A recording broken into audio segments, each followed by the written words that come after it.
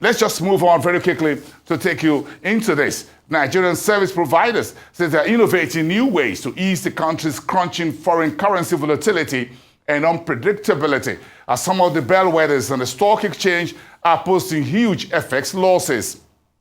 Speaking to me on this and more from the United States is Emmanuel Okeleji. He's the CEO and co-founder at SeamlessHR. That's a premier African HR and payroll software company. Good to see you again, Emmanuel. Good evening.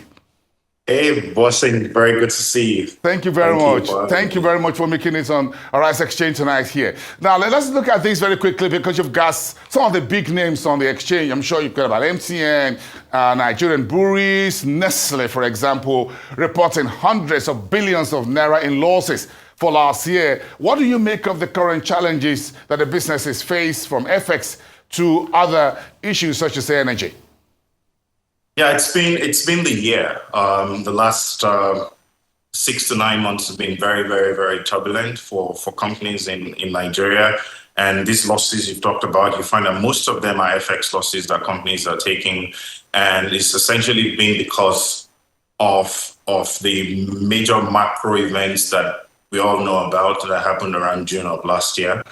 And I mean, from publicly quoted companies to private companies, we've all seen cost of inputs go up. For instance, you know that besides labor, most of the input that companies and businesses use in Nigeria are imported goods that are tied to the dollar, and the cost of the dollar has gone up significantly and put people in real bad positions from a loss standpoint.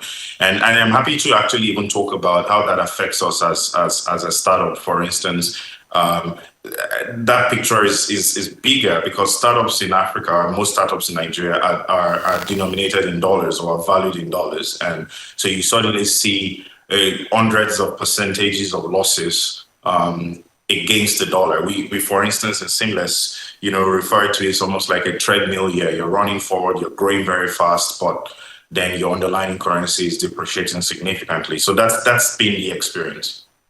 Interesting, and you're just talking about the startups there. Of course, it looks like the valuation, therefore, if you see the currency devaluation, like we saw yesterday in Egypt, doing a massive 26% downside. How does this affect startups in Nigeria when you, as a service provider, for example, take a look at the horizon and the landscape in Nigeria? What are some practical measures that you think businesses can take in Nigeria? Yes, so two sides to the questions you've asked. It has affected startups because you've seen in 2021, 2020, 21, 22, early 22, you have found that a lot of startups were raising money, and every other week you're hearing about some company raising millions of dollars. That kind of news has sort of like reduced significantly right now, and you're not seeing startups raising. And what's happening in the startup world is that companies are being forced to take down rounds. Companies are being forced out of business, literally. Companies are shutting down. And a lot of that is what is now more in the news for startups, when it used to be startups raising millions of dollars before. And the adjustments startups are making is, first of all, there's the defensive and the offensive. And on the defensive side is many companies are cutting cost and cutting all the fat. And you find out in the good days, in the early days of 2020, 2021, there was a lot of money and a lot of fat was gained. And startups sort of like hired and spent money more freely. All that has reduced now, and there's a lot of cost cutting going on. And you also find that companies are getting more efficient with revenue generation. Companies are more efficient with sales and marketing to be able to drive revenue up. But for us at Seamless, we actually see an opportunity in the midst of all of this, because what happens is that when the naira weakens, the cost of production, the cost of labor effectively goes down in relation to the dollar, because the local currency weakens. And that, I believe, is the best time to actually ship software. That's the best time to try to earn USD, because now you have cost of production advantages in Nigeria, and you have a global market that can essentially buy the technology that's being produced by Nigerian companies. So in the medium to long term, I actually think that there's some advantage through all of these things. If this forces Nigerian companies to export software more, there's advantage. In the case of SeamlessHR, for instance, we have an office in Kenya already that's doing very well, and we're selling to East Africa. We're now foraying into South Africa as well, and very strong entrance into South Africa, both organically and inorganically this year. And also exploring markets in other parts outside Africa to be able to gain on the export side of the weakening naira. Look, Emmanuel, just bring in the FX. We need it. The central bank needs it. The government needs it. So we're going to say thank you if you can bring those FX into Nigeria, providing these services across the continent and around the world. But if you look at the evolution of what you call the service, software as a service, as it were, for Nigeria, and do you think it can help companies address these issues of FX that we have at the moment? Certainly. I mean, Nigerian companies spend close to $1 billion every year importing software. And that probably made sense 20 years ago when there were not this many Nigerian startups who could build world-class systems.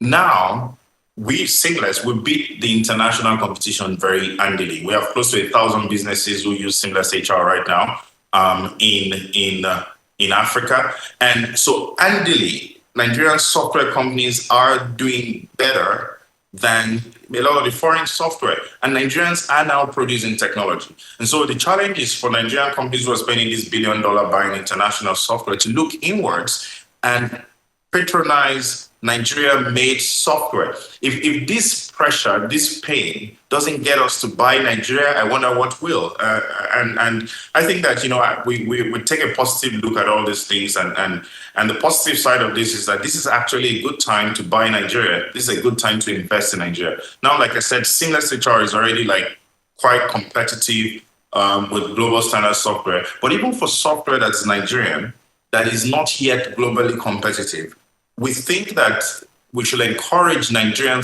companies to patronize Nigerian software. If you remember, for instance, Microsoft Windows 95, for instance, was not a great software compared to what we have now. So if Nigerian companies don't patronize Nigerian software will not get better. So the excuse has always been, we can get better solutions from abroad. Yes, you can in some cases, but if you don't patronize Nigerian software, things are not going to change. So, Emmanuel, are you looking to raise some fund over there in the US? Are you doing some fundraising, whatever it is called? Or are you looking to list on NASDAQ, perhaps the Dow Jones? Tell me, give me some news. It's a new year. I'm sure the last time we spoke was in 2023. So this is our first face-to-face in 2024. Talk to me. What's the outlook for you, globally speaking, and within the African continent, now that we need, like you said, to put our own services behind our own companies and industries in Africa, even within the new intra-Africa trade?